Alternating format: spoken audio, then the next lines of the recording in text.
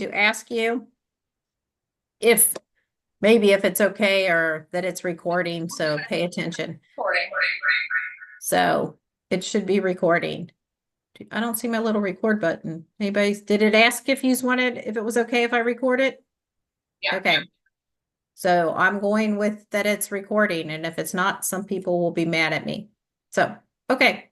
I don't see my stop record. They've changed this around some, so we're just going with it. And Lori, I'm going to let you start and we'll go from there. Hi guys. My name is Lori and we have an Lori, echo. You might have you got an echo. Yep.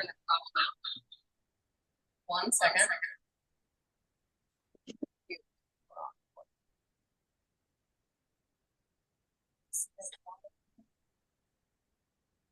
I think if you turn the volume all the way down on, but then you can't hear, so.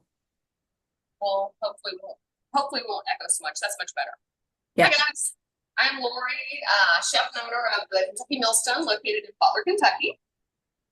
Many of you have been in class with me before, either on Zoom or in person. So in case you don't know it, tonight you are in the rye galette class. So you should have picked up some flour from Kenna, and we're going to talk all about rye flour tonight. Talk about like where it comes from, talk about how it's milled, and talk about the end product. But then we're also going to talk about how to make a rye galette. So a galette is like a pastry dough that is rolled out into a circle, and then either a savory filling or a sweet filling is put in there. And Ken, I can't really hear myself, so like if you have a question, just like jump on somehow. I've got myself weak there. I'm not muted, so I'll just throw it out if I need to, Lori. I am actually going to turn you up a little bit. All right. So we are going to actually kind of jump right in. So how the class is going to go is I am going to actually go ahead and roll out one galette first and put filling in it, go ahead and put it in the oven. And that way, those of you that have to jump off, you'll have already gotten that portion of it. And then what we're going to do is we're going to actually kind of tag team our galettes. So we're going to do one galette in the mixer, and we're going to do one galette by hand. So those of you that are fortunate to have a mixer can go ahead and do it in the mixer and save your hands. And those of you don't can join right in with your hands. And I actually find it kind of therapeutic to do it with my hands. It's very tactile. So we're going to do it both ways. So you guys should have already gathered some ingredients and had some things ready. So the first thing we're going to do is we're going to go ahead and roll that first galette out. So Tom is here with me, and he is actually the miller. So he's the one that spent all that time and energy milling that flour for you. So we're going to dust our surface with a little bit of flour. And I'm going to grab the galette dough that I made probably a month ago, and I threw it in the freezer. So this is kind of nice. So the dough that you're making today, you could actually freeze it and eat for Thanksgiving. So I'm going to go ahead and grab that. Hopefully.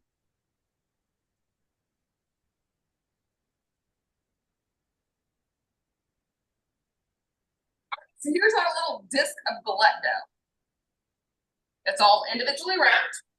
This is an individual portion. So I'm going to unwrap it, and let's take a close look at it. So you can actually kind of see all the specks of butter in there, and that's what we want. And you kind of see how it's like maybe a little bit of a brown dough as opposed to a really white dough, and that's because this is 100% whole grain. It's got the whole wheat and the rye in it. So we're going to go ahead and roll that out. So I'm going to put it on my work surface here. Get some flour on there, make sure it doesn't stick. Now, the really cool part about the galette is that it's actually a freeform tart. So, you know, you can have the kids help you, or if you're not particularly skilled in rolling dough out to the beautiful pie-shaped circle, it's really cool because we'll just call it artisan. So if you have not used a French rolling pin before, this is a French rolling pin.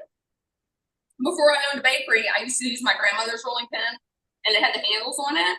And the really cool thing about the French rolling pin is that when you get to larger doughs, your fingers don't drag into the dough. So what I'm doing with this dough is I'm actually kind of rotating it so we get a nice even circle. Because if I was to just roll in one direction, we wouldn't get it as good.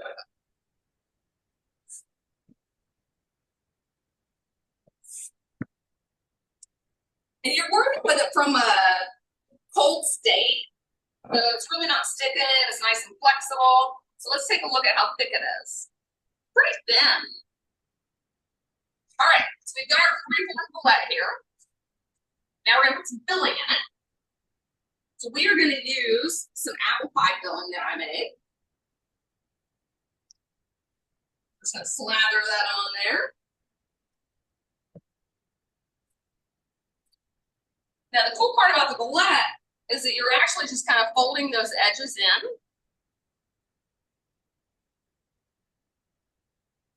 And this is where it just really looks free form and artisan. And so you don't have to get like really super critical about the way that it looks. And this is what it's supposed to look like.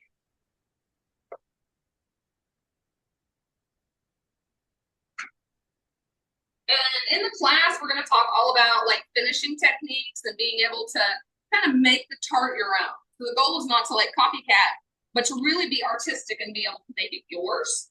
So now we're going to brush it with a little bit of egg wash. And we're going to put it on a piece of parchment to keep our surface nice and clean.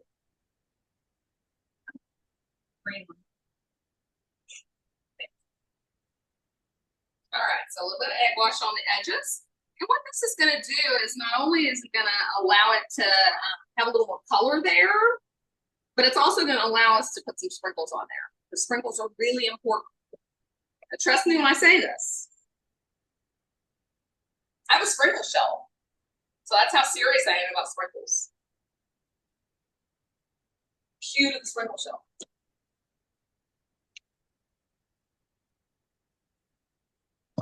All right, so we have our egg wash on here. So egg wash is actually going to be an egg and some type of liquid. So egg washes can be several different kinds. You can have an egg yolk and water, which is what we use for our croissants. Or our danishes, we actually use egg and cream. And what that does is it's going to be a little bit of color difference. Some people, we even use egg white and water on our bagels. So egg washes can really be what you want them to be. So you're going to use a whole egg and water, a whole egg and milk, really what you have. But what it's going to do is it's going to add a little bit of color or gloss to the tart. And then it's also going to allow you to adhere some kind of sprinkle to it.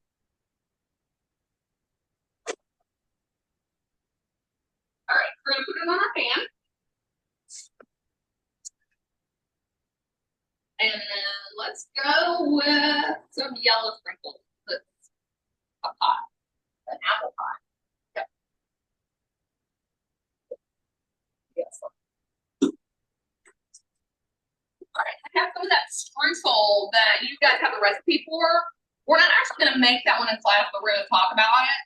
We are going to make everything else that's on that paperwork. We're not going to make this streusel, but this is what we want it to look like. So it's going to be kind of fine, but then it's also going to have big hunks in it, chunks in it. And so early in the morning, sometimes it's kind of like popcorn. I just like to eat pieces of it. But this one is actually made with soft white wheat, but I've actually made it with einkorn and some other wheats as well. So we're just gonna put a little bit of sprinkles on there, a little bit of the streusel on there. And then the sprinkles. So we're gonna use some nice sparkly yellow ones. Add a little color to it. Because the reason I do that, and the reason I love white sprinkles, is because you eat first with your eyes. So the first thing you see is going to be a look of the tart, the galette. And you really want to make it attractive and make it something that people are going to want to choose over all those other things that are on that buffet table. So Kenna kind of approached me about this class in regards to what to do with your leftover turkey. And then there was also an article, which she's going to talk to you later about, on rye. And so we kind of decided to morph the two into a class on the rye galette. And so the goal here is kind of, as you move into the holiday season, to think about all the different possibilities of the galette. And that's one of the reasons why we chose to do a savory galette and a sweet galette, is that it really allows you to be artistic and be creative and choose what you want to do. All right, so we have our galette here. There you go. And we're going to put it in the oven for about 20 minutes.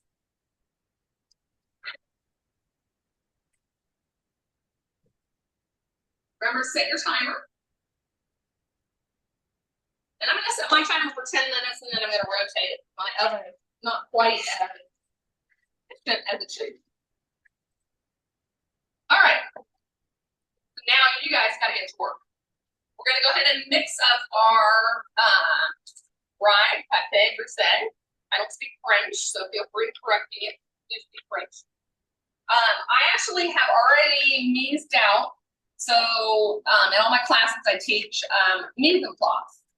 So what mise en place is, it's French for everything in its place. And what that means as a baker or a chef is that you're very organized, you have everything weighed out, everything is very methodical. So I've already weighed out all of the ingredients and have everything ready for the one in the mixer. So let me grab that. Hey, Lori, can you hear me? Lori? All right. So Kenna said that we needed to have some options. So you have in that bag that was sent to you or that you picked up 164 grams of rye pastry flour and 164 grams of soft white pastry flour. And we're going to take a look at those flours and kind of discuss those as we go. But not everyone has access to those, and sometimes they're not so easy to find. So what I've done is I've gone ahead and weighed out 164 times 2 on our flour and done that with bread flour or all-purpose flour. And I'm going to show you that the recipe's going to work just fine if you don't have access to those whole grain flours. The reason I use them is because I actually love the flavor of rye and whole wheat. It's healthier for you, and we also help the local farmers. So we try to use those local wheats whenever we're able to. So we've got our all-purpose flour here. We've got our butter already cubed, and we have our salt added in. So in our ingredients, it's going to say, using a paddle, mix until a 1/4 inch by size. So I'm going to go ahead and take that on over to the mixer and get it going while we do the rest by hand. So those of you that have mixers, you're going to go ahead and head to your mixer and start mixing it.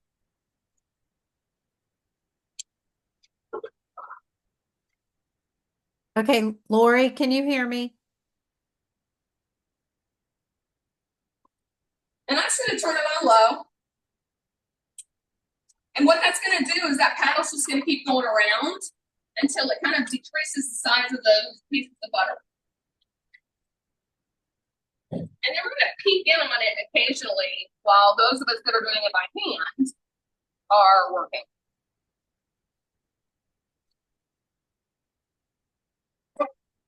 Hey, Tom, can you hear Those of me? you that have not taken a class before, I love my scale. And we're going to talk about why we love the scale. But we're going to go ahead and get started on our dough.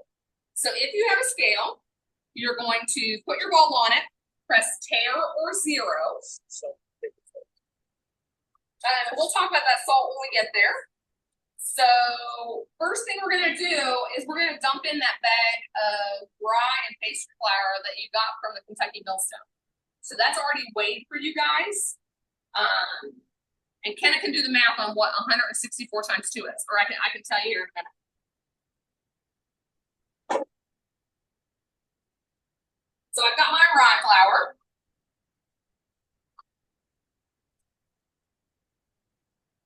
And you have to make sure that your scale is on grams.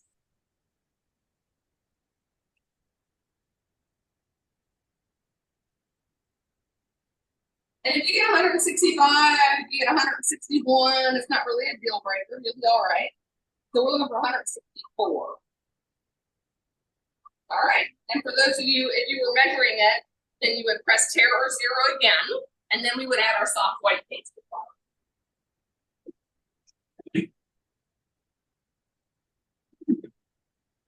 All right, so 164 again.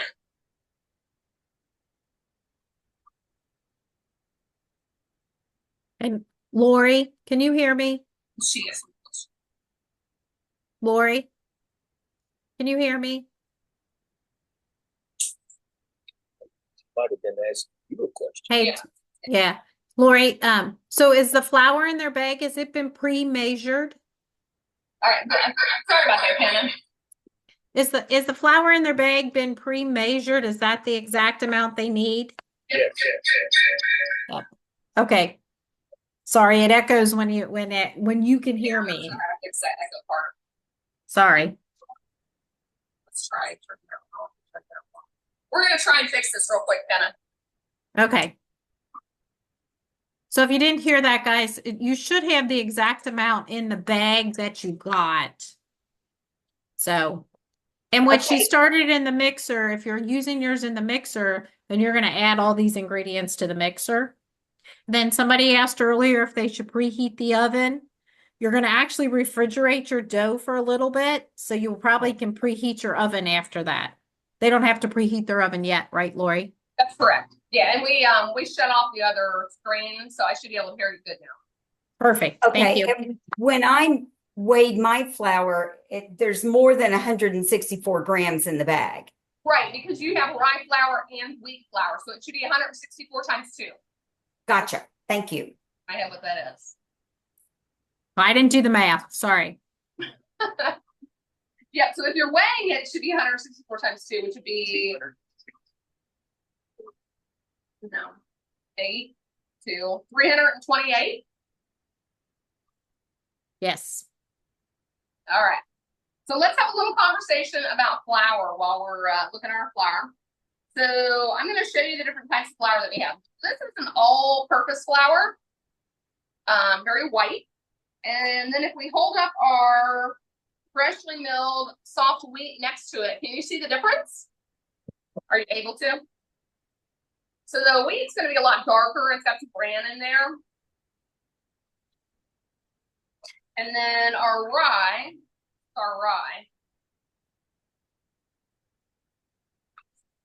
So when we mill, this is what it starts out looking like. Our wheat berries or rye berries. And so we actually have a bolting system on our mill. And what that means is as the grain goes in the top, there's a bolting system that'll shuffle it through. And like in regards to corn, it'll pull out corn flour and then corn meal and grits. So in regards to like wheat and rye, it'll actually pull out an 80% flour, which means that 20% of the bran is disposed of. So bran, and we save the bran for like bran muffins and things like that. But you can see like how dense and hearty that is. So if you had a grain mill and you put the wheat berries in the top of it, and they came out the other end not sifted, you would have a lot of this in it. And so that's why a lot of people are like, well, I don't like whole grain items because they're so dense and heavy. But this particular mill actually pulls out a bit of the bran. All right, I'm gonna hop over here and check on our mixer one. And this is looking good. It's smaller, but we're gonna let it go just a little bit more.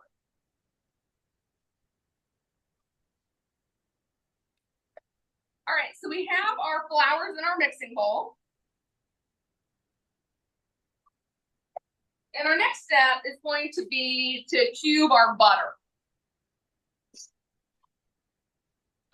So I've got my cutting board here. I have a pastry cutter. I really like this one. It's nice and sharp, but it doesn't cut me. And it has a lot of heft to it. So this is really nice that if you need to use a knife, you can do that as well.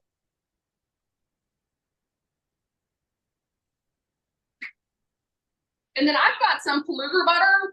I'm just using this today because it's got more butter fat in it. So it's a European butter. It's 82%, whereas the American butters are usually around 80.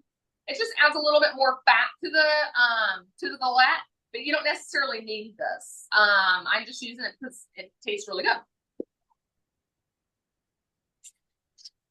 All right, so I'm actually going to put a piece of parchment down just because that's going to make my life a little bit easier in regards to cleanup. And then I'm going to put a piece of parchment on my scale too.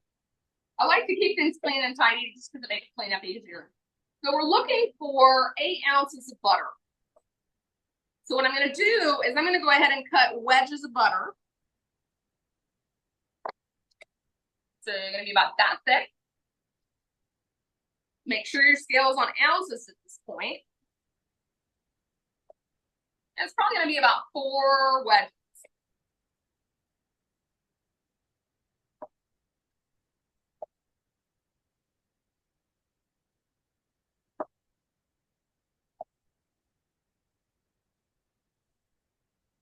All right, so that's our 10-minute timer.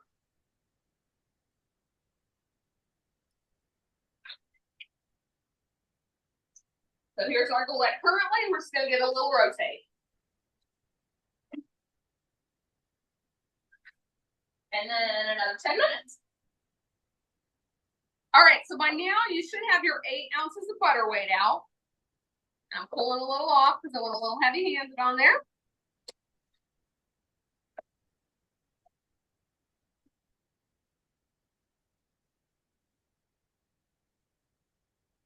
Lori, somebody asked that they had read somewhere that you can use all-purpose flour and a pinch of cornstarch to make pastry flour.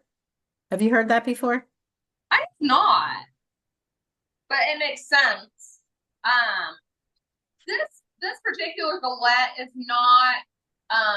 You're not going to knead the dough. You're not going to work the dough that much, so it's not going to have that as much of that texture. So I wouldn't be overly concerned about having pastry flour versus all-purpose flour. So I mean, like if you have all-purpose flour, I would go out and buy pastry flour for it. All right, so we have our 8 ounces of butter here. And I'm going to show you a little trick here real quick. If you take your butter and you kind of coat it in the flour, and then we're going to stack these on top of each other. Can you see it? Okay. Mm-hmm.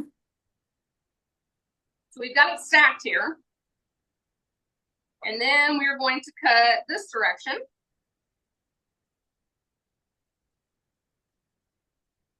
So that was about 5 times across that way. And then we're going to cut it into cubes. So the purpose of tossing it with that flour beforehand is those little cubes of butter are not going to stick together. So you know sometimes when you cut the butter up and then it all like sticks together and you have to kind of like pull it apart anyway. Our goal is to not have to do that. So we're cutting little cubes and it just kind of falls apart as you go. So we're going to toss the remainder into our rye flour. And then we can't forget our sea salt. So there was a question on salt. And let's go back over and check our one over here. All right, so this is looking really nice. So what we're looking for is some larger cubes and some smaller cubes. So it's kind of like grainy, but it still has some larger chunks in it. So you saw when I showed you what the pastry looked like when it was finished, that it had larger chunks of butter in it. So this is perfect. This is exactly what we're looking for. So those of you that have a mixer, this is what you're looking for in that texture. And I'm going to drop this in the refrigerator while we finish the one by hand. And the reason we're keeping this refrigerated is we don't want that butter to warm up and melt. So the goal is to have it the appropriate texture. All right, so a conversation about salt. All right, so we are using sea salt for this recipe. I'm not a huge fan of iodized salt just because sometimes iodine will give it an off flavor. And you know, they used to use it to like keep people from having goiters and all sorts of medical reasons. But I really, as a purist, I just really like plain sea salt. So you can use the grams on this, but it is a teaspoon. And sometimes I find with the smaller amounts, like 2 grams, 5 grams, it might not weigh as readily. And so sometimes I'll just use the measuring spoon on that. We're just gonna give that a toss in there as well. So different types of salt. We've got our sea salt here. So it has very fine granules. And then we've also got some kosher salt. And I use this salt for maybe cookies or things where I want like a hint of saltiness when I bite into it. And so you see it has larger granules. So I wouldn't want to use this like in bread making or something where it's going to dissolve. So actually kosher salt would work really well in this as well. And then we've got some Maldon. We're going to use this salt later. This is a topping salt. So it's really huge crystal size. And we're going to use that to top our galette. You wouldn't want to cook with it, but it's really nice for like pastas or cookies or finishing any kind of baked items.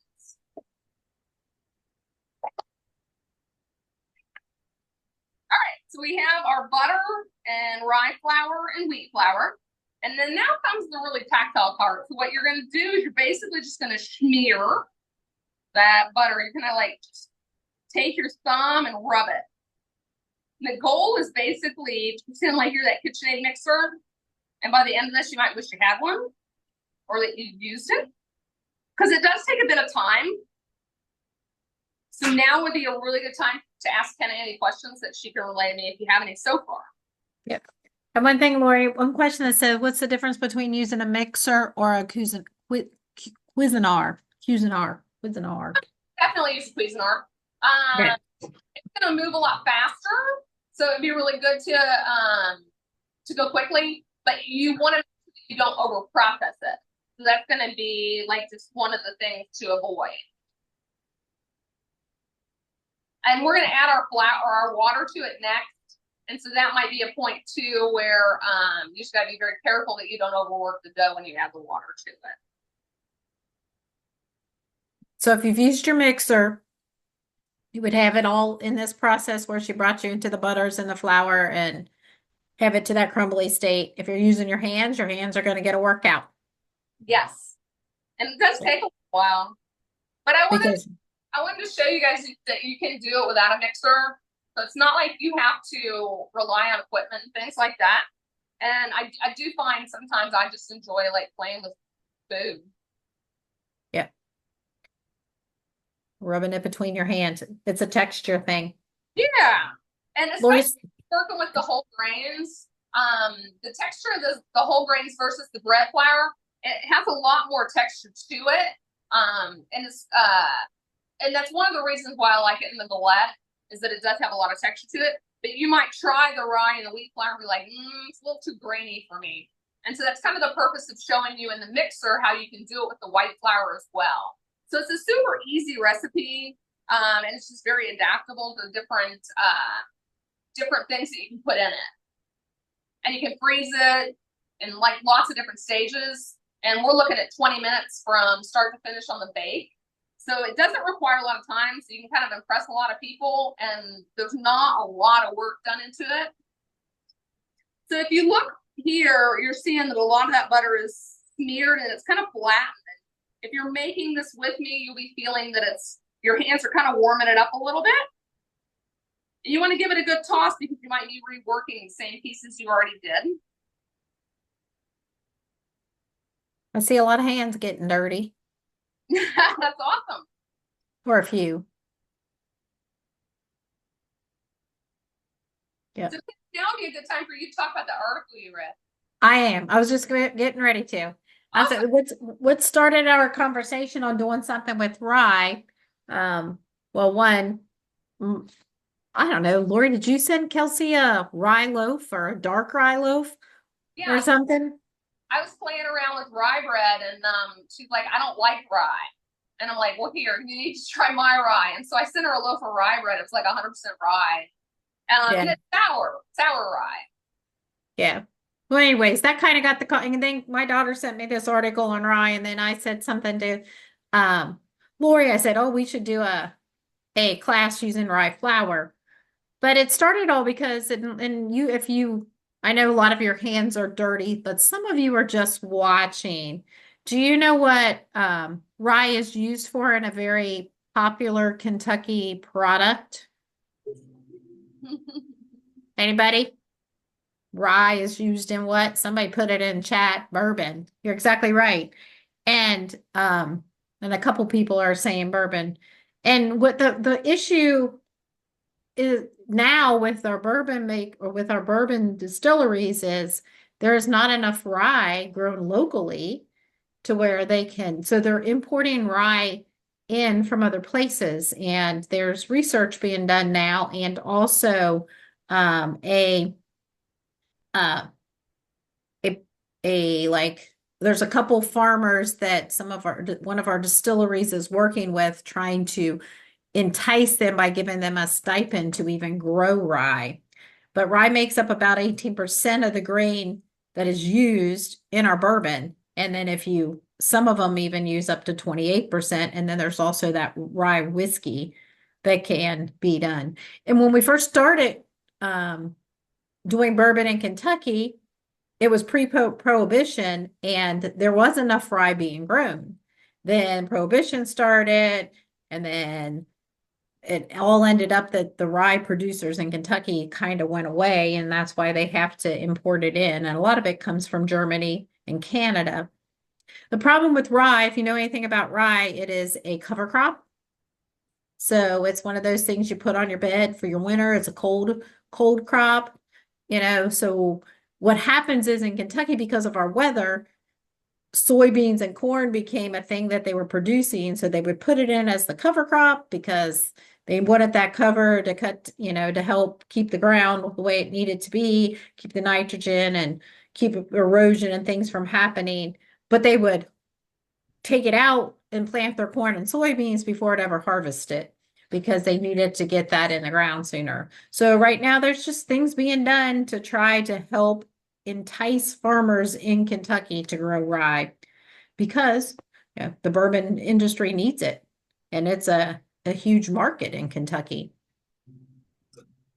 But the interesting thing about rye is that Ken is correct in the fact that the weather makes it very difficult to grow a lot of grains.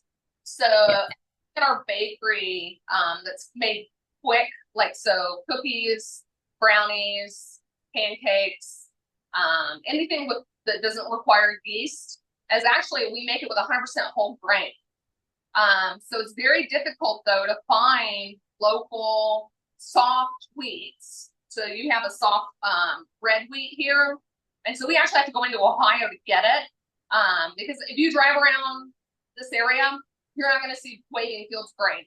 You might see some corn, you might see tobacco, you might see some soybeans, but you're not going to see very much rye. You're not going to see very much wheat, and it's just because of the climate that we have. It's not conducive to grow it. Right. And so, I guess that's maybe why they're doing a lot of the research is to find a way, to make it more hospitable to this area. Right. All right, so those of you that were working by hand, this is what we're looking at. So the texture of this looks a whole lot different than the one that's in the mixer. Granted, this one is white flour, but you can see there's a very big textural difference between them. This one's more pebbly, where this one's more like kind of flattened out. So it is different if you're doing it by hand. All right, so are we ready to continue, Kenna? Everybody, how are we doing? Everybody good and ready? I think so. I'll go ahead and start on the mixer one. Okay. All right, so the next step is going to be to add the water in a steady stream and to hold back a little water. You don't want to add all that water at once and then find out because it was winter and there was more moisture in the air that you didn't need all that water. So if we think about like the humidity and things like that, it's really going to affect your flour and your baked goods. So you want to really be careful when you're adding your water or liquids to those things because, what you use in the summer might be totally different than what you use in the winter time. So we're going to add our water in a steady stream and mix until the flour is incorporated and add a little more water if needed, and you should see dry bits of dough. So we're going to go over here and add the water to it.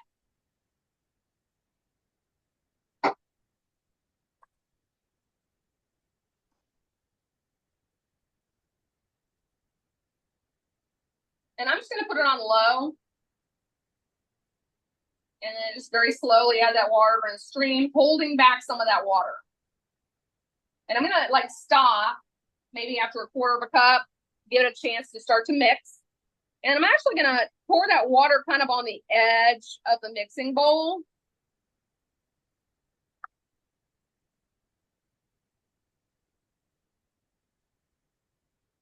And I still have a little bit of water in my mixer, but I'm going to stop it, kind of pull some of that dough off of the paddle, give it a little toss. And if I squeeze it, it's still crumbly. So that's what I'm looking for is we do want bits of white and dry dough, but we want to be able to squeeze it and have it all stick together. And it's still kind of falling apart a little bit. So we're going to add just a little bit more water to it. It's going to take all my water. And we're not looking for it to come together in a ball. And so this is why when you're working with the food processor also, you don't want to have it all come together. So we're going to stop it before it turns into a ball. And we're gonna clean our paddle off.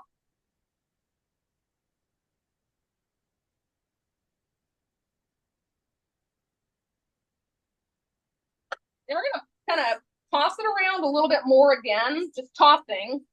And we're just gonna take a big handful of it and just squeeze. And it stays together. So this is exactly what we're looking for. And you can kind of see those little butter pieces. And that's what I showed you when we rolled it out, is those butter pieces are still in there. All right, so this one is done. So we're gonna go over here and go ahead and package it up and put it in the refrigerator. And in the meantime, our galette has gone a total of 25 minutes. So Tom's gonna pull it out here for us.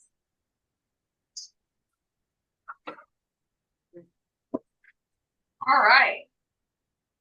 So I checked it at 20 minutes and I kind of touched it and it just didn't feel quite done. What we're looking for is a nice dark color. And if Tom can do a close-up for us, we can see that great color. That's from the egg wash. So if you did not egg wash it, it's going to have more of a matte finish. But this is really pretty. So we're going to let this cool.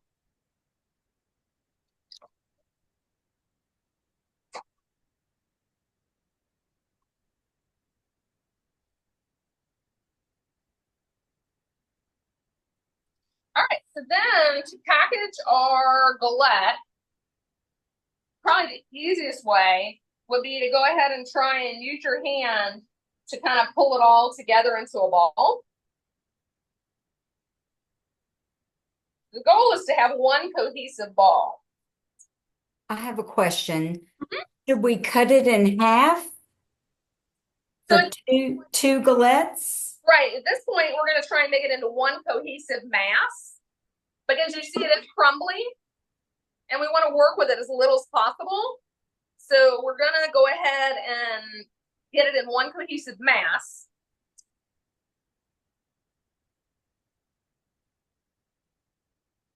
And at this point, then, if you wanted 2 or 4, you could weigh it out if you wanted to. And we're just going to go ahead and cut it in half here. And you can already see like the flakiness of it. So you see how flaky that is? And that's going to translate into a real flaky dough when we cook it. So this one we can set aside. And we'll make this one into a circle. So the reason we're making it into a circle is it's going to be easier to roll out into a circle later. And so even though there's like these satellite little pieces that are not adhered to it, you can use your plastic wrap to kind of corral everybody in. So we see there's still some pieces there. You kind of just use your saran wrap. Give it CPR here.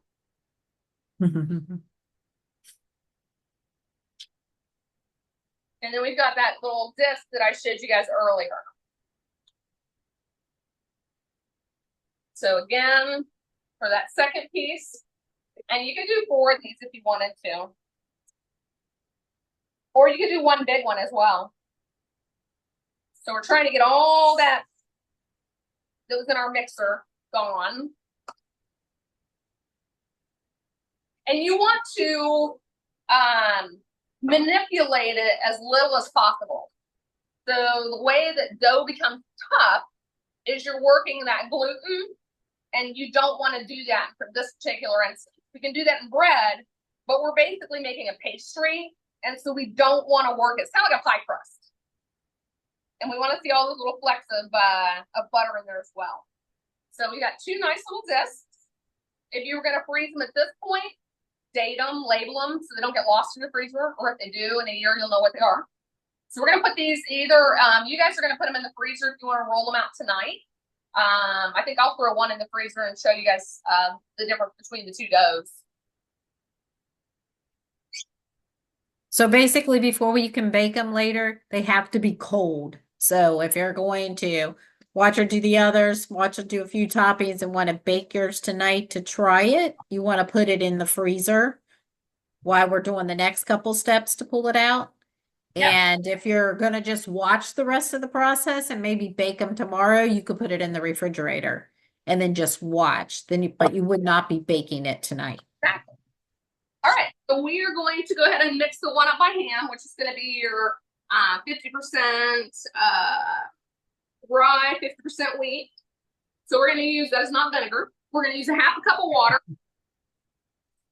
And then I'm actually going to use a glove because I can.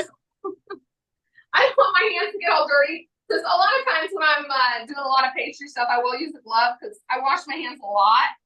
And since I'm teaching, it's going to be easier for me to just use a glove when I mix it up. Because then it's going to get sticky.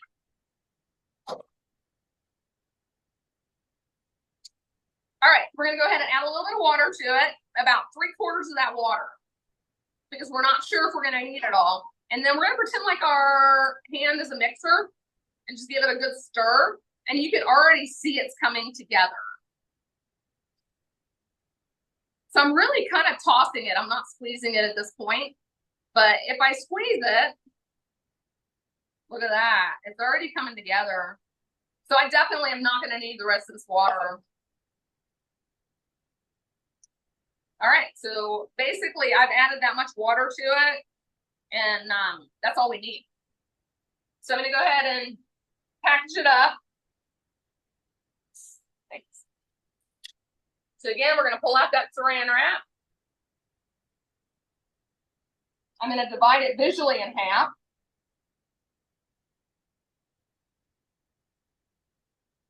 Give it a good press. And at this point in time, it's not really that sticky, so I'm going to try and do it freehand here. And our goal, again, is to get all those little baby satellite butter pieces corralled into it. We don't want to waste any butter. All right, and there's our disc. And it does appear to be a little bit dry, but when we go to roll it out, that's going to kind of, the butter's going to kind of melt into it. So really, how to figure out whether your dough's ready is just going to take a big handful of it and make sure that it sticks together.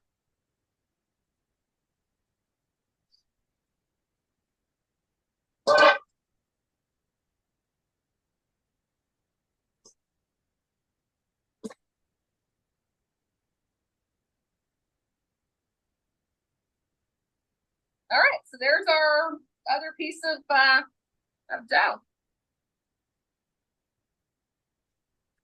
I'm going to put one in the freezer, and then I'm going to put the other one in the refrigerator. How's everybody doing? Good?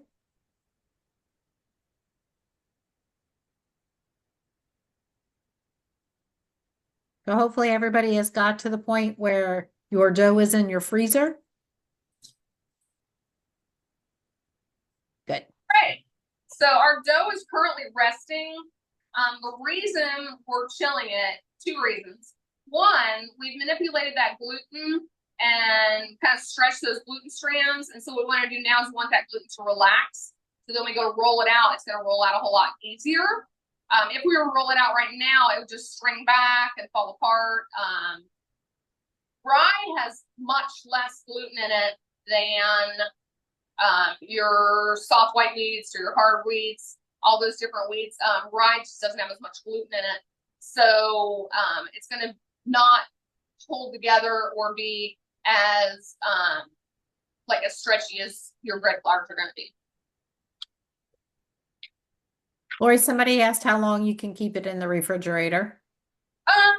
So the interesting part that I found about the freshly milled flours is they'll actually start to oxidize. So they'll start to change color. So after like maybe 2 days, it might start to turn a little gray. And you might notice the same thing with your pie doughs too. If you're even just making pie dough or pasta dough with a white flour, is after a couple days they'll start to turn color. And there's nothing wrong with that. It's just oxidation, kind of like if you've left out an apple and it changed color. So, you know, 2 or 3 days would probably be max on it. You may want to throw it in the freezer and get to it later. All right, I'm going to wash my hands real quick. All right, everybody doing good? Any questions?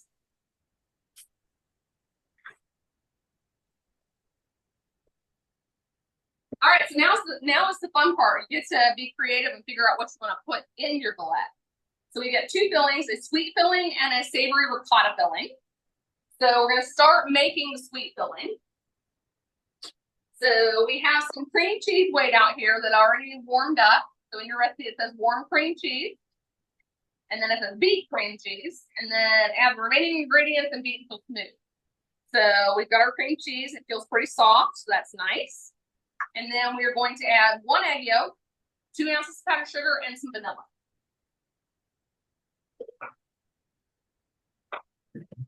So in regards to vanilla, if you love to bake, which I do, we've got some vanilla extract, but we also have some really cool pure vanilla paste. It is not inexpensive, but it's really fun and it tastes really good and it gives you a little flex of vanilla so you're not like having to scrape that vanilla bean. I do love this particular brand. And it's just, I get it on Amazon. It works really well. So we'll use some of that one today. Lori, how much does the filling you're making for the recipes, would it cover the whole dough we made tonight? Yeah, and you might even have some left over. And then you can do all sorts of things. Those that have been in the mother dough class, this is actually the same filling that we use in the mother dough class as well. So, you know, if you've got some yeasted dough, you can make some filling for that as well. It's the same recipe. So we've got our powdered sugar here, and I am sifting it. It really kind of just depends on, you know, your particular powdered sugar, whether it's lumpy. But we do sift it here just because we go through a lot of powdered sugar. All right, so we're gonna top in our powdered sugar. And I do find that if we cream the powdered sugar and the cream cheese first, and then add the egg yolk and the vanilla, that it's gonna work a little bit better for us. And I would typically use a mixer for this. And we do like 6 times this recipe, so we go through a lot of this filling. And this is what we use in our danishes and our cheese crowns. So you guys now have the Millstone secret. One of the most. All right, so this looks good.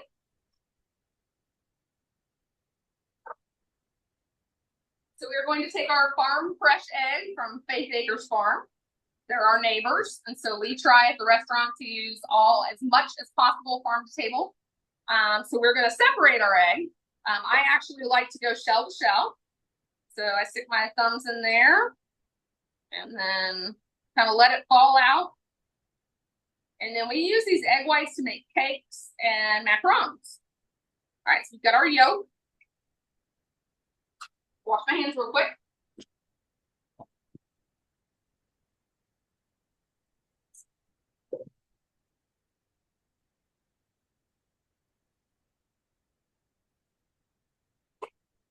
All right, and then we're going to add a little bit of vanilla to it. So it says a teaspoon.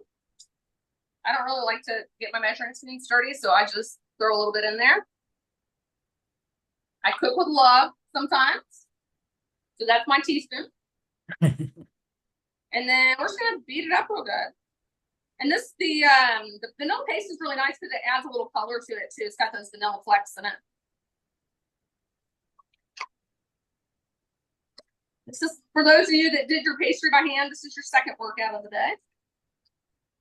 That's how you stay a skinny baker. You just keep stirring things. And all right, I'm gonna clean my spatula off here, and then stir it up some more. Make sure we get all those lumps out. That does look good. See all the vanilla flecks in there? It's good. All right, so any questions on the galette filling?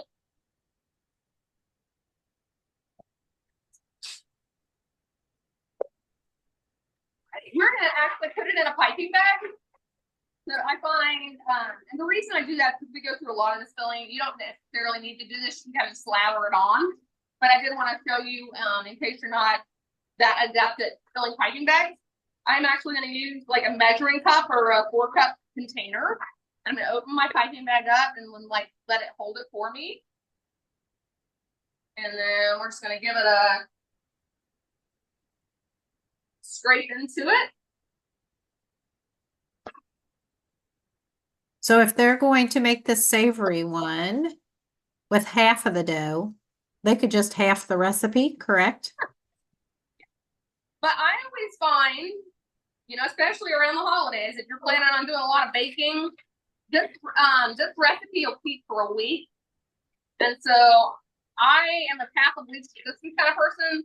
So I'm at the theory, if you're already making it, go ahead and make more, find something else to use it in.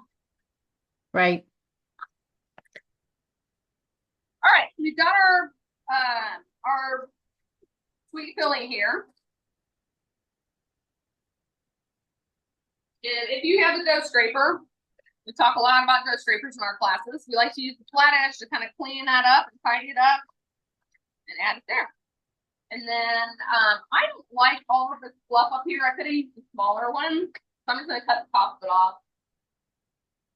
I have a couple of different sizes, but normally we use a larger one. But this just makes it a little more manageable. So this is the one we use here at the bakery. So it's got like lots of filling in it. All right, and then I just put it back in the container to hold it. And then I always date and label it. That way if it gets lost in your refrigerator, you'll know what it is and when you made it. It's always a good habit. All right, so the streusel, let's talk our way through the streusel because I'm not going to make it, but it's super easy. And it's good, again, if you make a single recipe, you can top all sorts of things with it. Some pancakes or, again, I use it on the cheese crowns, danishes, all sorts of baked items. So the soft white wheat flour is what we use here. Sometimes if I run out, I might substitute einkorn flour. If you really love rye, you can substitute another whole grain flour, spelt. And worst case scenario, just use white flour. I'm just a big fan of whole grain flours because I love the taste of them. I love the fact that they're healthier for me and that they help the local economy. All right, so we're going to mix our flour, brown sugar. You can use light brown sugar or dark brown sugar. The darker brown sugar is just going to give you more of a malty flavor. And then it has a tablespoon of white sugar in it just to kind of balance that out. A little bit of salt. A lot of people be like, well, I'm not going to use salt. Salt actually kind of balances those flavors and just adds some more depth to the mix. Cinnamon and then melted butter. So in all the baking that we do, we always use unsalted butter. A couple of reasons. One, salt acts as a preservative, so they're able to hold that butter longer on the shelf. And then two, if you use unsalted butter, you can control the amount of salt. But if you are relying on, you know, your purveyor like Kroger or Meijer or whoever, and the different brands will vary. So say Kroger runs out of butter and you have to use Meijer, and you're used to using salted butter, those salt levels are going to vary. And so it makes it easier if you have unsalted butter across the board that you can always control that amount of salt. And you're basically just going to mix all that together until the clumps form. And then I typically will refrigerate it and I'll break it up a little bit so they're not huge clumps, but I do like some big thick clumps on it. All right, any questions on streusel? So while you're thinking of questions, I'm going to grab the stuff for our ricotta filling. I know that's sweet strudel you can use on anything. You can put them on muffins. You can put it on apple pie, anything. Same way with the sweet filling that she told you and other things you can add it to. And that's the cool part really about having, it's more of a refrigerator pantry. So if you really like to cook it, you go into your pantry and you're like, oh, I have a fully stocked pantry and there's all sorts of, you know, things that I can choose from. I like to be able to go into my refrigerator and be like, oh, I want to streusel this or I want to, you know, filling that. All right, so for our savory ricotta filling, I do tell people that the quality of the ingredients that they use is going to impact the final quality of what they, you know, what they make. So if we use a really cheap ricotta, at the end of it, it's just not going to be as unctuous and delicious as if you use a really high quality ricotta. So this is a whole milk ricotta. You'd probably get this one at Kroger, but it's just a really good brand. So we've already weighed out, eased out our ricotta. We got 500 grams of ricotta and then 100 grams of Parmesan cheese. So this is nice, freshly grated. My sister probably painstakingly grated it for me. If you want to use the already grated one. It does have some flour and things to keep it from sticking, so it doesn't seem to work as well. But in this particular instance, it would probably be okay. And then we got some salt and pepper. The thing about the savory ricotta filling is, again, you're creating a base pantry. So your savory ricotta filling, this goes in your ravioli. You can use it in your mother dough to roll it up and make a cinnamon roll, but a savory one. So all of the things that we use, we try to make sure they're cross unilateral, like as many different things as possible with one ingredient. So we make something and want to make sure that there's several different things that we can make with it. So this particular one, it's a base, and then you can add whatever you want to it. So today we're just going to use it as a base and top it. But you can also make this, we do Kentucky Sin with this recipe. So instead of the Parmesan cheese, we'll add cheddar and country ham to it. So it really kind of allows you the flexibility to create your own recipes and, again, to be creative in the kitchen. All right, so we have our 500 grams of ricotta. And then we're going to take our cup of Parmesan here. Toss it in there. And then our salt and pepper. She's got a half a teaspoon of salt. That looks like a lot of salt. So let's just double check it. And I think Tom must have ground the pepper for this one. Yeah, so it calls for a half a teaspoon of salt. We got a little more salt than I want in that. So we're going to set that one aside. And then, again, we got the 1 egg yolk. So we're going to give this a good stir and get it all incorporated before we add that egg yolk in there.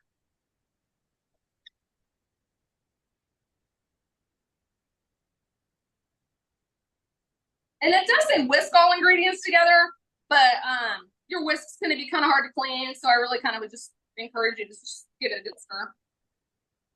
You don't necessarily need a whisk for this one. This is going to be my dinner tonight. All right, it's looking good. And then we're going to add that egg yolk to it. So another way to do your egg yolk is going to be, if you're not really comfortable with that shell to shell, we're going to crack our egg. And then, you know, you got to be okay with like gooey on your hands. But we're just basically just going to let it fall through our fingers. And then I just kind of like squeeze my fingers together to cut that albumin off. And so then we got a beautiful like yolk there. So a little messier on the hands, but my hands got dirty the last time. So just a different way to separate your egg.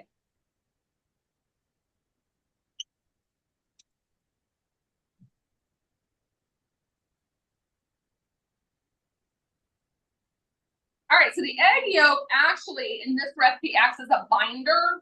And what that means is when we make our ravioli with it, or when we put it as a topping on our galette, it's actually going to keep it from running. So that egg yolk is actually going to cook, and it's going to hold that cheese in place instead of just like letting it run away and slide off. So we're basically just going to give it a good stir. And we have a beautiful ricotta filling. All right, any questions on the filling? All right, now the fun part. We're gonna go ahead and put our tarts together. So I'm gonna clean my work surface up a little bit because I got some egg on it. We do like to work clean and tidy. All right, I'm gonna go grab my dough out of the freezer.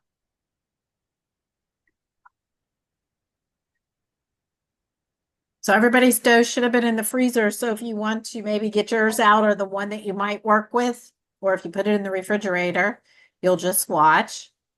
And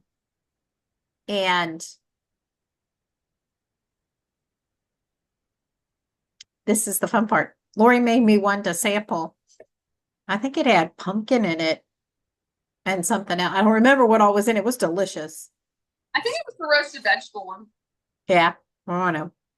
That's what I said. I told my kids, I said, I would like to try this with like feta cheese and spinach and Exactly. and we kind of picked this because you think of your leftovers from Thanksgiving, your turkey, you know, some of those things. What could you make as a leftover meal with it, or with some of your leftovers even from Thanksgiving. Cranberries. I'm going to dust it with a little bit of flour, and I'm going to leave it on my my plastic wrap, see if I can keep my work surface clean. All right, so here's a good example of scary. So if you're rolling your dough out and all of a sudden it just kind of breaks apart, I probably did not add enough water to it. But a lot of times in my class, I like to show like worst case scenario. So this is like not worst case scenario, but it's like moderately bad scenario. So I didn't add quite enough water to it. So what I'll do is I'll basically just kind of like push it back together. And so this is a good thing to be able to show you guys. So even when something is, you know, not working out like you think it's supposed to, so in chef school, I learned a couple of things that I still really use today. And one was the mise en place. So we're very careful about making sure everything is weighed out and ready to go. But the other one was if you make something and it doesn't turn out like you thought it would or should, then you just change the name. So, you know, in a particular instance, people have preconceived notions of what they think things are. So if you change the name on it, then it's no longer that and they're able to enjoy it more. All right, so in this one, we're just going to give it a good roll. And we're basically just going to push it back together.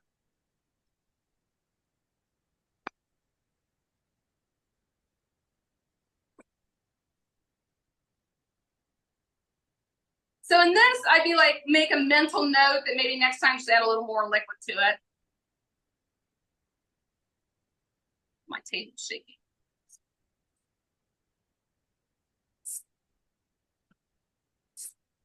And as you work it, the like your hands and everything will warm that butter up.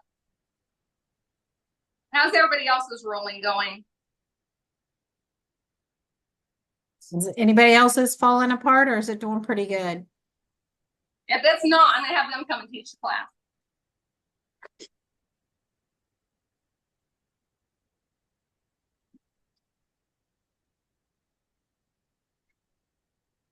All right, so it's still crumbly, but I took that parchment or the plastic wrap and I just flipped it over. So again, my hands are kind of warming that butter up.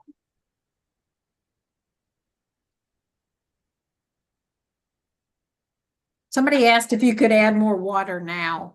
You probably could. And then you'd have to put it back in the fridge and go from there. So we might pull that other dough out and check it out because it is pretty dry. But we'll cook this one up and see how it turns out, and we'll check that other one out as well. I kind of suspected when I put it in it was a little dry, but I was erring on the side of caution. So you can see even professional chefs have those days. All right, we've got our galette. We're gonna make this one savory because this is gonna be my dinner. So we're gonna take some of this filling and we're just gonna slather it on there. I think that looks pretty good. I think so too.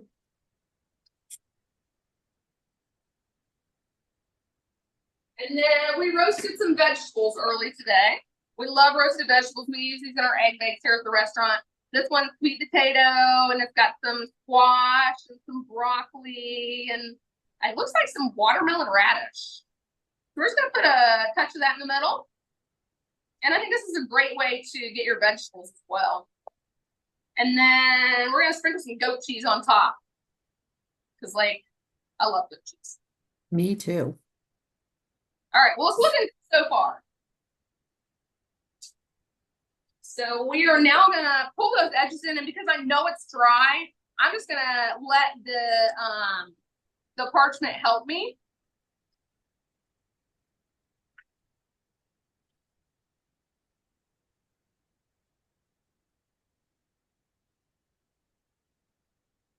All right. I think that looks pretty tasty. I think it'll be delicious. All right, so then we're going to take our egg wash and give it a good brushing.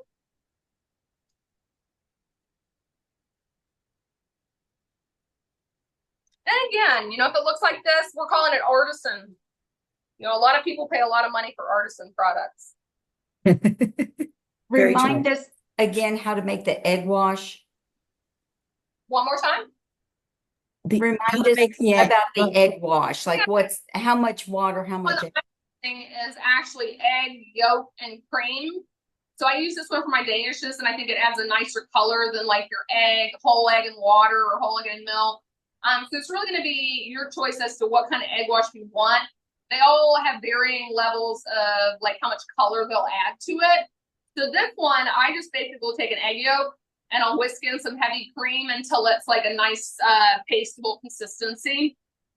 And then we've got those nice farm fresh eggs, so they're really, it's a good color. All right, and we're going to sprinkle some of that Maldon popping salt on there.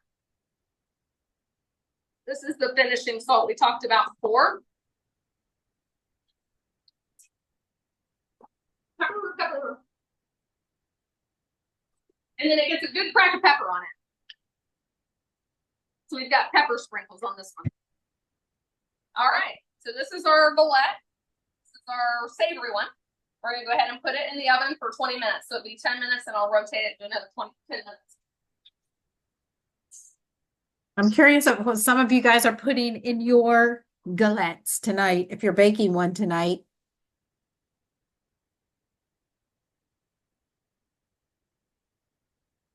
What are they putting in them?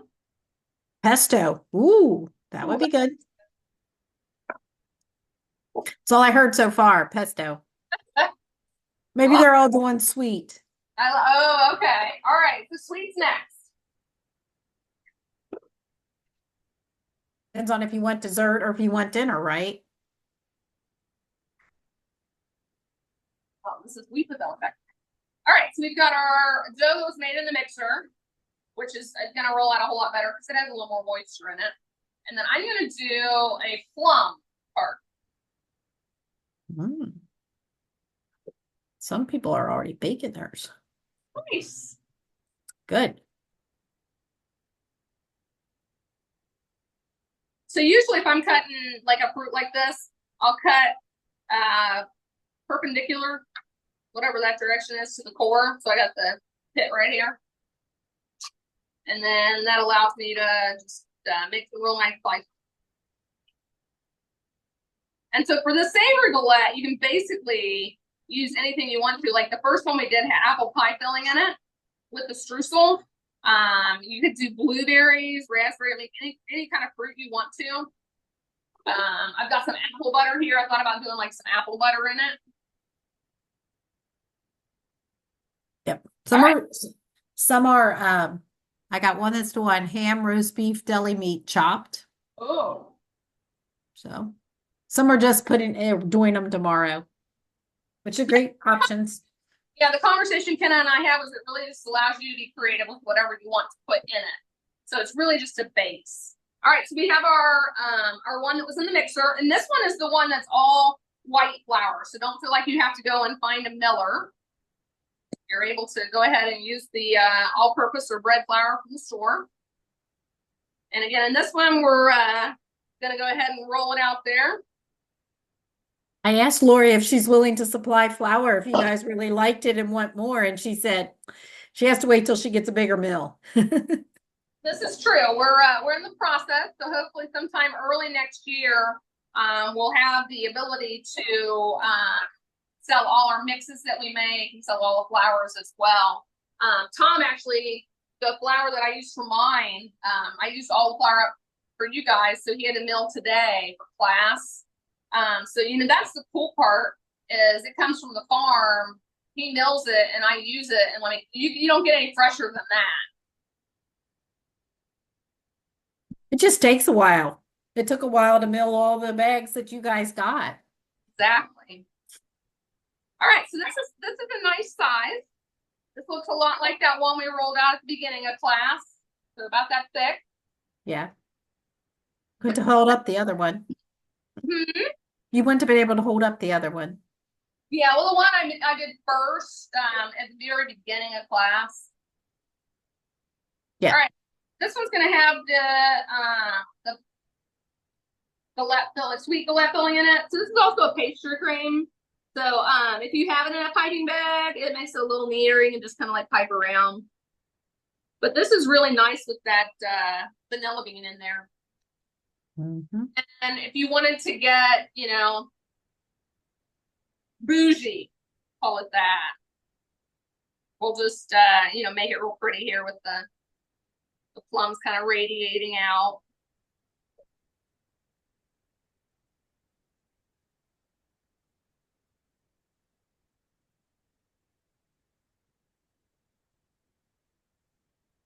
Should I put some streusel on this one or not? What do you think?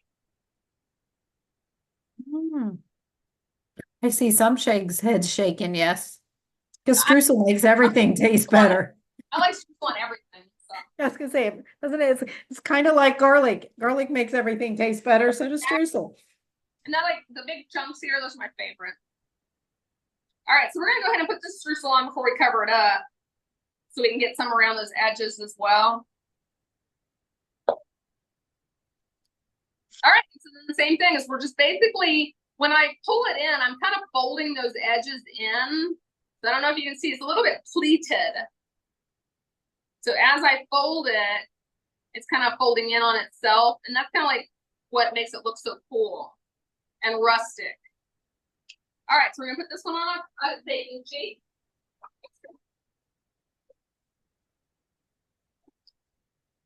I know some of you guys are saying you're baking tomorrow, you're freezing and maybe making it next week, maybe even after Thanksgiving, so you can use your leftovers.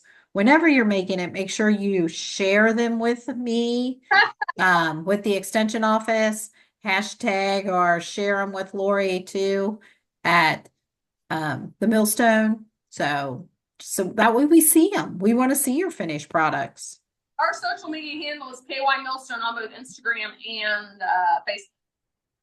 All right, so we have our galette here. We're gonna go ahead and do the egg wash again. So again, if you don't take the time to do the egg wash, it's not gonna give it that really colorful finish. It'll just be a lot more matte colored. And again, like the reason I take that extra step is because we're eating with our eyes and seeing how beautiful it is. All right, so that looks good with the egg wash. And then sprinkles. This time we've got some pearlized sugar. I love this because it just sparkles. So we've got some sparkly sugar, especially during the holidays. It's like great for, you know, for Christmas or whatever. And then because it's plum and because I can, we're gonna put some red glitter on there too. It's like, it's glitter. Right. What this one looks like. So we're gonna go ahead and put that in the oven for 10 minutes and rotate it.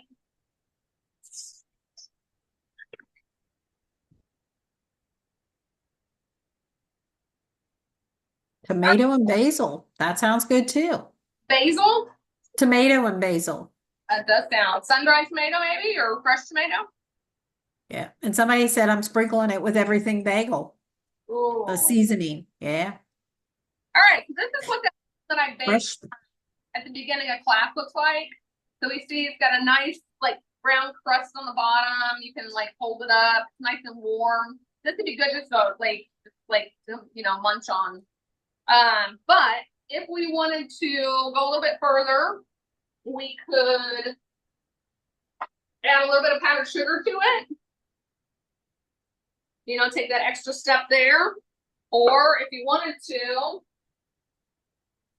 those of you that took the mother dough class, you should have the recipe for the icing. So you can take that icing and again, do some decorative touches to it as well. So just a, you know, real nice way to finish that savor or the sweet one if you wanted to.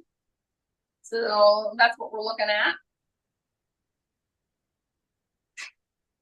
So a couple of, any questions so far on what we've covered?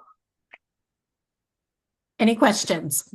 I don't see any right now, but you can unmute yourself if you have any and you'd rather ask. And we were gonna check out and see if we could add some more liquid to that dough. So I'll go ahead and grab that dough first.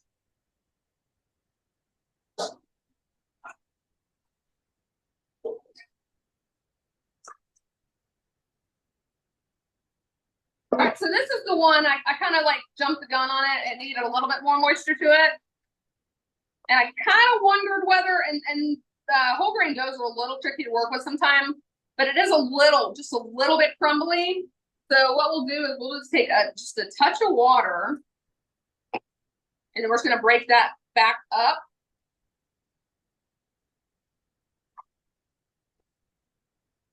And really, instead of working it, we're basically just going to squeeze it and try and incorporate that water by squeezing it. So we really want to avoid working it. But the nice thing about those whole grain flours is they're not going to tend to get tough like your bread flour, your all-purpose flour is. Yeah, so you can see now it's holding together a whole lot better. So that was probably a better call, what we should have done. And so then again, I would roll this one out and then stick it back in. I wouldn't want to go ahead and make it into a galette right now. And we are sacrificing a little bit of that butter, but you do still see some of the hunks of butter. So we'll go ahead and wrap it back up, flatten it out. And we're back to where we started. So that was a good suggestion, whoever suggested that. Yeah. Can you freeze the savory filling? I don't, I'm going to wash my hands real quick. I don't tend to, just because the ricotta, I think it's kind of like cream cheese and doesn't freeze as well. So on that particular one, I don't. I have a pumpkin mascarpone filling, because mascarpone freezes a whole lot better than like cream cheese. And so, you know, if I were to want to freeze the filling, I would probably use mascarpone instead of like the ricotta or the cream cheese. But I haven't tried the ricotta. I don't think cream cheese freezes well. So I'll be right back. That was a on the savory one. Yep. Any questions? How are we turning out? Anybody's baking? Anybody's coming out of the oven soon? Just curious. I think a lot of you maybe are finishing up tomorrow, which we figured some might, but we wanted to walk you through the whole process. So a couple of things. If you love rye, and especially like freshly milled rye, I love this book. It basically walks you through like all the rye breads from all of Europe. So it's organized by the areas that so it's like European, and so it goes through and it's organized by the countries. So I've tried, like, they have a rye gingerbread, they have a Boston brown bread. The one that I made today that I'm taking to market tomorrow is, believe it or not, a carrot rye. I was super intrigued by it. So it has carrot, sunflower seeds, pumpkin seeds, flax seeds, and then oats. But this is the example. So this is made with a rye sour. So, you know, if you like sourdough, it's a little bit different than your white sourdough. So super delicious and something totally different. But if you're into rye, that's an amazing book to have. A lot of information in this book. And then one of the other books that I suggest is the Flavor Bible. And so what this book is it allows you to be really creative. If you were kind of beginning, or even if you're like me and you do a lot of cooking, but you need some inspiration, all of the ingredients are categorized by an alphabetical order. So if we go through and say, you know, we want to make a galette and we have raspberries, but we don't really know what we want to pair with it.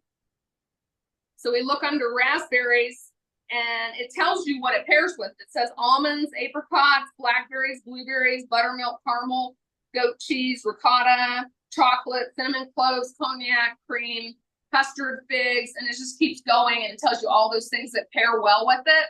And so it kind of really allows you to jumpstart your creativity and allows you to kind of think of a different way to pair things with it. Because that's kind of the way that we develop the classes, that we're providing a base with, you know, the topping base, but then you get creative. So like you can even add, you know, raspberry, Amazon has raspberry powder. So you can even add raspberry powder to that sweet galette filling, and it turn pink, have raspberry flavor, top it with raspberries. So it's really up to you to be creative with it. Lori, that was called the Flavor Bible? Yeah, they have lots of different books. So like there's a vegetarian version, And they've updated it somewhat.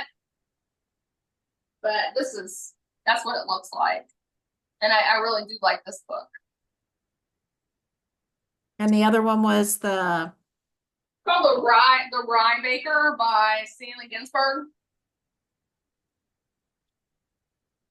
Stanley who? Ginsberg. Spell it. Ginsberg.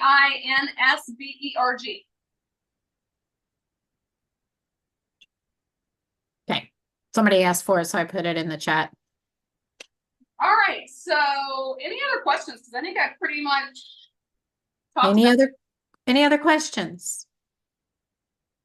And why some of you are on here, any thoughts on future classes you would like to see? Does anybody have thoughts on things? Just curious. Because Lori teaches a lot of different things, and I love when we can incorporate her into helping with it. But You want to do this? Watch. Oh, egg. got a question, No. Pat? Yeah, I think I would like to have a lesson on dressing, stuffing, and oyster stuffing. Okay. Well, I was actually I was approached a couple weeks ago by someone that's gluten-free, and she wanted to know if I could make a gluten-free stuffing. And so I'm always up for a challenge. So I said sure. Yeah. So mine are the flatter ones. I Googled things, and so it was a copycat stuffing recipe. And it actually like turned out amazing. I was shocked. Yeah. Let me see real quick, and I can tell you. So until we have that class, this is a good place to start. Here, one. It looks like the website's called Serve from Scratch. The copycat box stuffing mix scratch. So, I follow the recipe. She's skipping. Yeah, super fun. All right. Say that one more time. I had to mute someone because you cut in and out. It's called servedfromscratch.com. So copycat box stuffing mix.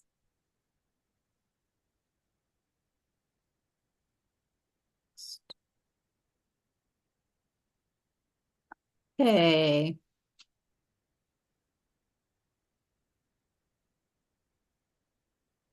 All right. Anybody else have any questions? I saw salt raisin bread. Gluten-free would be great. I used to do that a lot, like when I was younger, and I would do it like I did a lot last winter.